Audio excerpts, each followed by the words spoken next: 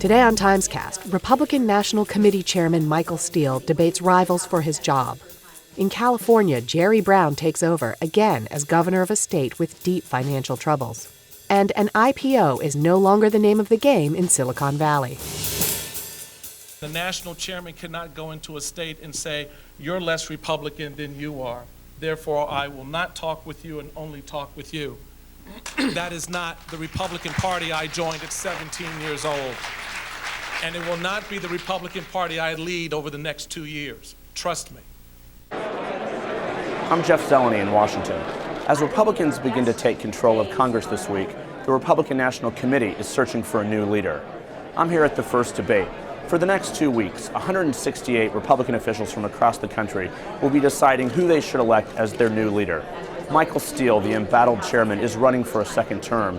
He has competition this time. I think our chairman has to be an outspoken, unabashed conservative Republican that can hold our elected officials accountable. The leading contender is Reince Priebus. He's the Wisconsin Republican chairman who is counting on strong gains that he made in the midterm elections as an argument for why he should lead the Republican National Committee going forward.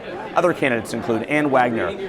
It's about winning elections. It's about winning the White House in 2012. That is the job description of the Republican National Committee chairman. A former Bush administration ambassador. Maria Sino, a longtime Bush administration and Republican operative. And Saul Anusis, a longtime Michigan Republican official. None of these names are household names. Neither is Michael Steele, but it's important. The main factor going into this is Republicans are looking for new leadership for 2012. Who will take this Republican National Committee going forward and turn it around? They are $19 million in debt, and they argue that without a strong Republican National Committee, Barack Obama may be reelected. And this final vote happens on January 14th at the annual meeting of the Republican National Committee. On Monday, Jerry Brown was sworn in as California's governor. That I take this obligation freely. That I take this obligation freely. Without any mental reservation. Without any mental reservation. Or? Really, no mental reservation. The joke wasn't lost on anyone in the Sacramento audience. Many of the people sitting there were probably wondering who in their right mind would take over a state with a $28 billion budget gap. It's Jerry Brown's third time in the governor's office, and in many ways he has the same problems as what he faced 3 decades ago. Unemployment is high, there is a massive budget gap, and he'll be forced to make dramatic cuts. He will present the plan for the budget by next Monday, and he has already said there will be cuts to services. When dealing with a budget gap in the tens of billions, I must point out that it's far more than waste and inefficiency that we have to take out. Since he won in November, the governor's public comments have mostly focused on the doom and gloom that the state faces. But on Monday, he ventured into a bit more of a rallying cry and said that he was confident that California could emerge from the latest crisis. At this stage of my life, I've not come here to embrace delay and denial. This is Jenny Medina reporting for the New York Times from Los Angeles.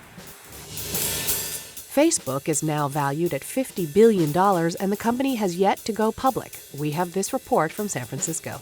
Goldman Sachs and other investors put $500 million into Facebook, giving the company an extraordinary $50 billion valuation, which is more than most private or public internet companies have. And that essentially allows Facebook and Mark Zuckerberg to enjoy a lot of the benefits of going public without any of its downsides. This would have been unthinkable a decade ago in Silicon Valley when the IPO was the defining moment for many young startups. Since then, going public has become more and more of a burden on companies with regulations and companies being at the mercy of fast-trading investors, which can send your stock up or down. At the same time, a new market has developed for private shares with secondary markets where people can buy and sell employee shares, and also large investors can come in and buy big chunks of shares.